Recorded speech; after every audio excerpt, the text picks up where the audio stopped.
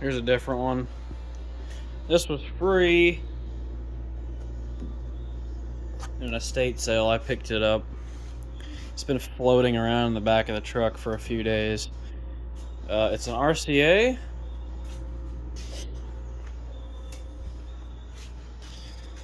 CTC 146, June 1992. So it was free. I'm gonna show you guys how to get cheap parts. You don't have to order from Mauser. You don't have to order from anywhere else. Cheap parts to do radio repair, resurrection, and some TV stuff as well. I just plugged this thing in. I don't know if it works. Let's shoot it. Aren't we seeing the same kind of focus on the special counsel investigation into Joe Biden's handling of classified documents? There are some very critical and important well, it works. between these cases. So let's make it very clear. Let's get an antenna on it. First of all, Joe, when you come to the comparisons here, all right, I got an antenna hooked up. Just a little bar antenna, kind of. Any classified documents in there, it works. They immediately called the National Archives. Works pretty good. Everything over. Going forward from that point, they also put with authorities on their searches of his residences, of his office, to make sure that they were being fully cooperative with this investigation. And they have cooperated with the special on-screen counsel display. with Robert Hur's request of his investigation since then. That is a very sharp contrast to the allegations in this indictment against the former president, who, as we have been discussing, knowingly, allegedly took with him, willfully concealed them from authorities, and conspired to obstruct justice, allegedly. David. Mary Bruce at the White House. Mary, thank you. And just one more note on this before we let you go back to regular programming. And again, we'll work on this all for you. Indict him. Tonight. But one of the things that Jack Smith said, I mentioned this earlier, he invited everyone at abuse your right to spread the liberal propaganda. Words of the crimes charged. He went on to say the men and women of the United States intelligence community, our armed forces, dedicate their lives to protecting our nation. That's enough of that. Well, let's pop this thing open, and I'll show you what I'm talking about. So, first off, I like to save all these screws. I mean, just because you never know when you're going to need screws. So I got a pile, but pop a cap on this mug. It's basic 20-inch picture tube. I don't know. 19, I'm guessing. But see, these resistors, they're fireproof. Electrolytics, not in a set this old, but newer ones, you can save those. But the resistors, the little pots, see if I can get these big capacitors down here are good for lots of stuff. And I'll prop this thing up just to show you that it still works. Nuclear capabilities and the risk we face as a country to come under military attack and what those responses would be. And again, those are just a couple of the examples. It's going to be really fascinating to see how they and there's a lot of answer that question, given the gravity fear over the flyback. I don't like that. The flyback and the high voltage and all that. But I can use these cups again. Well, now we have it. I can use those flyback cups on older sets where they've disintegrated. But the yolks are good for copper. These wires here are good for nice high voltage wire. So is the flyback lead and the focus leads. And the degaussing is good to actually hook up and degauss sets with. So there's a lot of useful parts inside these sets. A lot of useful parts, and this one's been used up, man. This is proven guilty, but that we will, in front of the American people, make this case. 49-page indictment today. I'm kind of tired of the news, but they're pretty simple to disassemble too. I'm just gonna scoot this back. So, well, first you want to unplug it, but it's kind of straightforward. Neck board. Unplug that, and of course you got resistors and capacitors, and those do hold a charge. So the capacitors do. I've been knocked by a couple, so just, I'm not afraid of electricity. You should be. Don't, what is it?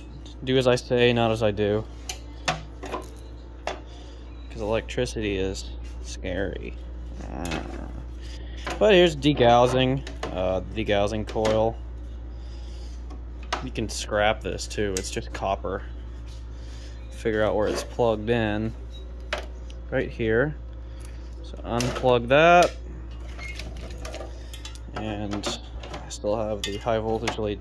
I'm going to show you how to discharge these.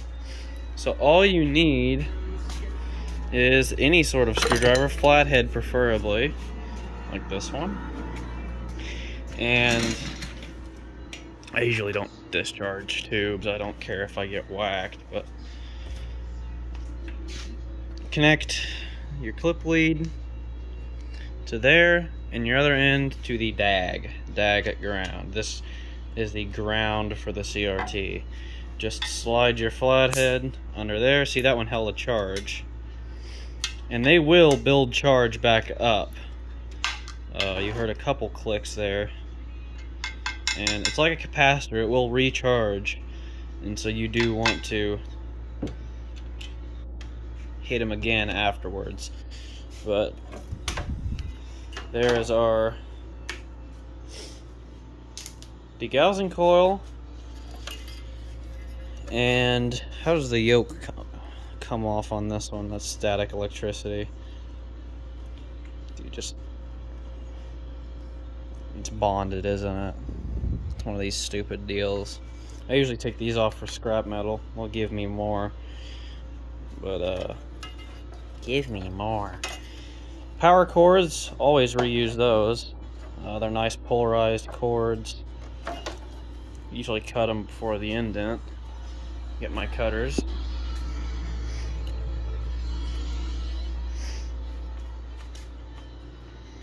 But these power cords, you just snip the wires off. And remember, don't leave these plugged in while you're disassembling them, or you'll see a light show. Just go ahead and break these clips off, and then I should be able to just pull this board out. The DAG is still connected. Unclip the DAG. What else do we got? What's still holding us? Ah, the speaker. Plug the speaker. There you go. So this board here is where most of your useful parts will come from. So these resistors, fuses and fuse holders. You have pots that you can use on other sets. Again, on a set this old, I wouldn't reuse the electrolytics, but on newer sets, 2005 and up, I'd say, 2004 and up, I do pull all the electrolytics off because they're 99% still good. I will still test them beforehand, but it's a good way to get Nichicon, Rubicon electrolytics for free, basically. This resistor, power resistor, relays,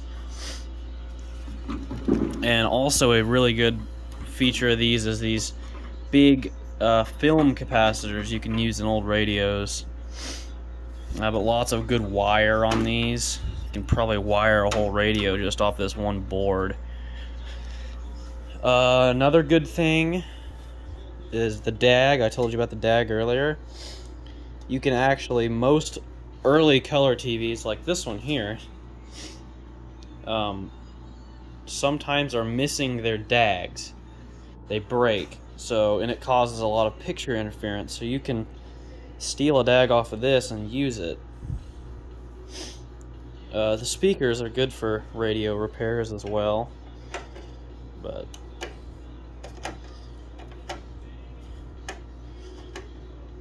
yeah, I'm not going to be able to get that out on video. But that's pretty much it. That is the basics of disassembling. And I'll show you that these do recharge. If I connect my screwdriver to the DAG and then see the little pop, they do recharge. And I have gone and put my hand right over that while picking one of these up. Gave me a whack and I dropped it. So it doesn't really hurt. I guess it hurts more than it burns. And if you have a heart condition, it might kill you, but there's really no... It has less energy than a high ignition car. Ignition coil, I'd say, you know, spark. So that's basically the basics of it. I usually like to keep these CRT retaining bolts as well. All the screws I'll keep. Yokes I'll scrap. Speakers I'll keep. Again, lots of good wire inside of these and lots of good parts for free. More film caps. So resistors and capacitors and odds and ends that you can use off of these sets. And even vertical output transistors and 5-volt regulators and stuff. You can use a lot of that. But anyways, thanks for watching. And see you in the next one.